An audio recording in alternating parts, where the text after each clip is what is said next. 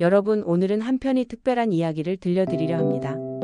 누군가의 인생의 마지막 순간에 찾아온 소박하지만 깊고도 아름다웠던 황혼의 로맨스 이야기입니다.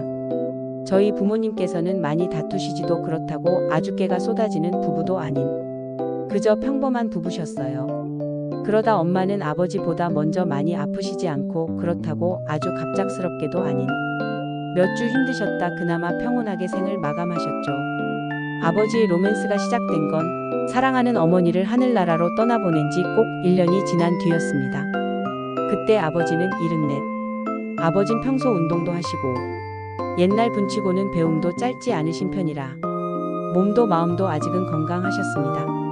평소에 책을 즐겨 읽고 하루 일기를 쓰셨고 매일 1시간 이상 산책을 하실 만큼 생활 습관도 바르셨죠. 기억력도 또래 어르신들보다 훨씬 좋으셨습니다. 하지만 어머니를 떠나보낸 뒤 아버지의 일상은 무채색으로 바뀌어 있었습니다. 늘 활기차시던 그 모습 대신 고독과 쓸쓸함이 아버지 곁에 깊은 그림자처럼 드리워져 있었습니다.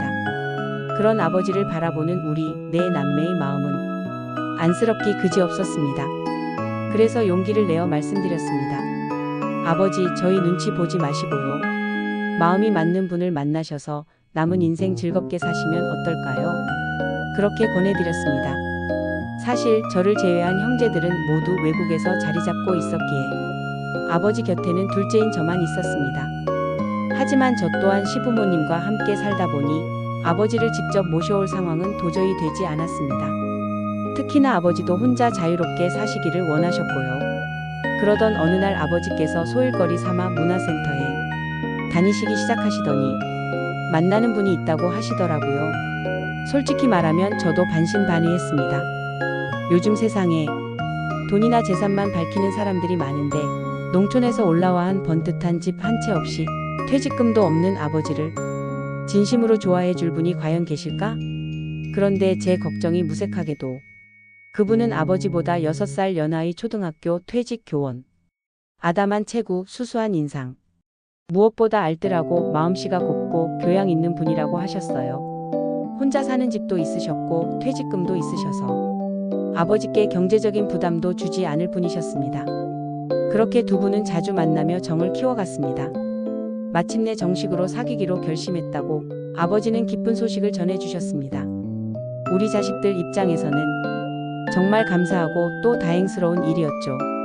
집도 왕래하시며 밥상을 따뜻하게 해주시고 아버지도 혼자 사신 세월이 있어 엄마와 함께 일 때보다 그분에게 살림을 의지하지 않고 부담을 주지 않으려 본인이 많이 움직이신다고 하시더라고요. 저는 자식 된 도리로 그분을 직접 만나 인사를 드리고 싶었습니다. 아버지, 한번 자리를 마련해서 인사드리면 어떨까요? 하지만 아버지의 대답은 뜻밖이었습니다. 우리는 자식들에게 서로를 소개하지 않기로 했단다. 각자 자기 집에서 지내면서 보고 싶을 때만 만나기로 했어. 두 분은 그렇게 특별한 합의를 했다고 하셨습니다. 자녀들에게 부담 주지 않고 법적으로 얽힐 일도 만들지 않고 오롯이 두 사람만의 시간을 즐기기로 한 것이었죠. 명절이면 각자 자녀들과 시간을 보내고 명절이 끝난 뒤에 따로 만나 소박한 명절을 나누셨습니다. 때로는 여행도 함께 다니며 행복한 시간을 보내셨습니다. 그런 모습이 참 특별해 보였습니다. 저는 여전히 그분을 직접 뵙고 싶은 마음이 컸습니다. 그러던 어느 봄날 기회가 찾아왔습니다. 아버지께 축제에 함께 가자고 권했는데 혼자 가시면 그분이 서운해할 수도 있으니 같이 가면 어떻겠냐고 여쭈었죠. 아버지께서 미소를 지으셨습니다. 아버지도 그런 마음이셨는지 이번에는 그분께 여쭤본다고 하시더군요. 마침내 저는 그분을 처음으로 뵙게 되었습니다. 진달래 축제.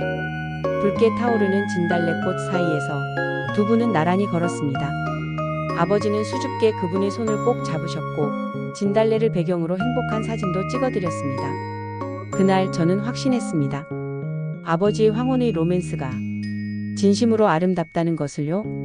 그 후로도 두 분은 철저히 약속을 지키며 알콩달콩 지내셨습니다.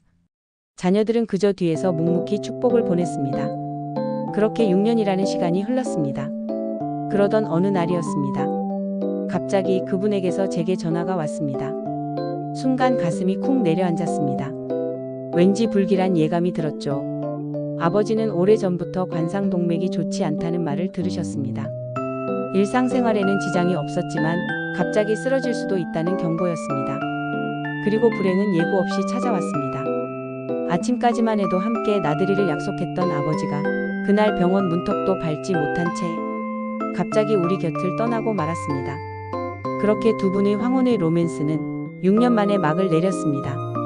며칠 뒤 우리 네 남매는 그분께 감사 인사를 드리고 싶었습니다. 아버지를 대신해 자녀로서는 도저히 해드릴 수 없는 살뜰한 사랑과 행복을 주셨으니까요. 하지만 그분은 끝내 만나길 거절하셨습니다. 아버지를 잃은 슬픔에서 헤어나오지 못한다는 이유였습니다. 간신히 핑계를 대어 잠시 만났을 때 우리는 감사의 마음을 담아 작은 선물을 드리려 했습니다. 하지만 그분은 말씀하셨습니다. 저는 그저 아버님을 만나서 노년의 6해를 행복하게 보낸 것만으로도 충분히 감사합니다. 끝내 받지 않으시려 했던 그분께 우리는 조심스레 선물을 내려놓고 자리를 떠나야 했습니다. 그것이 그분과의 마지막 인사였습니다. 아버지가 떠나신 지 벌써 3년이 흘렀습니다. 돌이켜보면 두 분의 사랑은 소박했지만 뜨거웠고 순수했지만 고상했습니다. 아버지의 마지막 사랑, 그리고 우리에게는 너무나 고마운 그분. 저는 지금도 두 손 모아 기도합니다.